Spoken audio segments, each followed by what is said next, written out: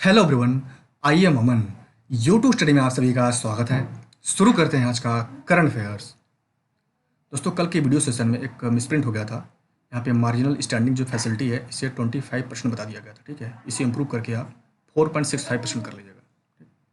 बाकी सब ठीक है। कैश रिजर्व रेशियो 3% है। SLR 18.50% है। रेपो रेट 4% है। रिवर्स रेपो रेट 3.35% है। और MSF जिसे भी इम्प्रूव कर लिया गया है 4.65% है। ठीक है, और बैंक रेट भी 4.65% है। अब आगे बढ़ते हैं। राष्ट्रीय हथकरघा दिवस किस दिन मनाया जाता है? तो 7 अगस्त को। ठीक। देश में हथकरघा कारीगरों को सम्मानित करने और हथकरघा उद्योग के महत्व को पहचानने के लिए 7 अगस्त को राष्ट्रीय हथकरघा दिवस मनाया जाता है।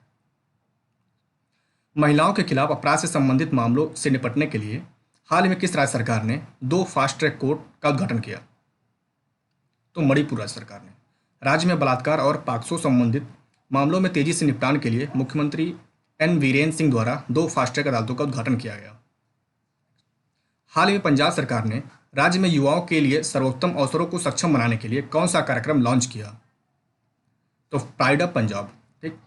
यह योजना यूनिसेफ, अन्य संयुक्त राष्ट्र एजेंसियों, नागरिक सामाजिक संगठनों और निजी क्षेत्र के एक संयुक्त पहल है। ब्लूमबर्ग बिलियनियर्स इंडेक्स के अनुसार जेफ बेजोस और बिल गेट्स के अलावा तीसरे कौन व्यक्ति है जिन्होंने वर्तमान में सेंटी बिलियनियर बन गए?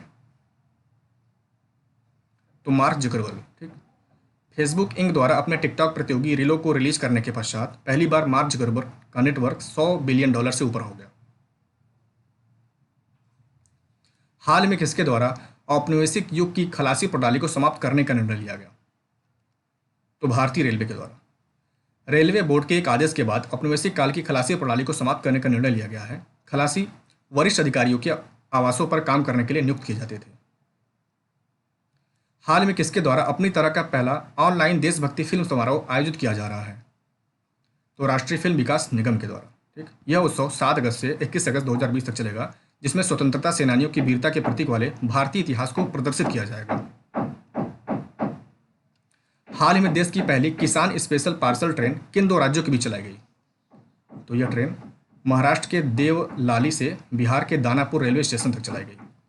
यह किसान रेल फलों और सब्जियों को ले जाएगी और कई स्टेशनों पर इन्हें रुक कर वितरित करेगी, जिसका मुख्य उद्देश्य किसानों की दोहरी आय में मदद करना है। हाल में किसे भारत के अगले नियंत्रक और महालेखा परीक्षक नियुक्त किया गया? तो गिरीश चंद्र मुर्मू को। ठीक। जम्मू कश्मीर के पूर्व लेफ्टिनेंट गवर्नर गिरीश चंद्र मुर्मू को भारत के अगले नियंत्रक और महालेखा परीक्षक होंगे। ठीक है।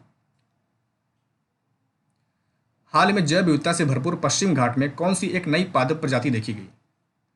तो जीनस आर्डिसिया। वैज्ञानिकों ने इस नई पादप प्रजाति का नाम MS रामस्वामी के नाम पर आर्डिसिया रामस्वामी रखा है। आर्डिसिया रामस्वामी प्रिमुलेसी परिवार का एक छोटा पेड़ है जो लगभग 6 मीटर तक की ऊंचाई तक बढ़ता है। हाल में टिकटॉक 420 मिलियन यूरो के निवेश के साथ किस देश में अपना पहला यूरोपीय डाटा सेंटर खोलने की योजना बना रहा है? तो आयरलैंड में।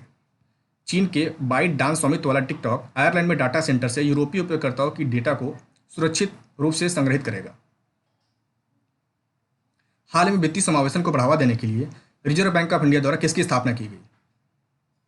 तो इनोवेशन हब। ठीक है, इसके अंतर्गत प्रौद्योगिकी का लाभ उठाकर वित्तीय क्षेत्र में नवाचार को बढ़ावा दिया जाएगा और इस हब का मुख्य उद्देश्य उपभोक्ता संरक्षण को मजबूत करना है। हाल में किसे संघ लोक सेवा आयोग यानी UPSC का नया अध्यक्ष नियुक्त किया गया? तो प्रोफेसर प्रदीप कुमार जोशी जी को। ठीक है, प्रदीप कुमार जोशी UPSC के वर्तमान अध्यक्ष अरविंद सक्सेना की जगह लेंगे। UPSC एक संवैधानिक निकाय है जो भारत में नौकरशाहों और राजनयिकों के चयन करने के लिए सिविल सेवा परीक्षा आयोजित करती है। हाल ही में किस राज्य सरकार ने महिलाओं को सशक्त करने के लिए YSR चेयुथा योजना लॉन्च करने की घोषणा की? तो आंध्र प्रदेश राज्य सरकार ने। यह योजना उन महिलाओं को 75,000 की वित्तीय लाभ प्रदान करेगी जो 45 से 60 वर्ष की आयु के अंतर्गत आती हैं, जिसका मुख्य उद्देश्य अल्पसंख्यक जातियों की महिलाओं को सशक्त करना है।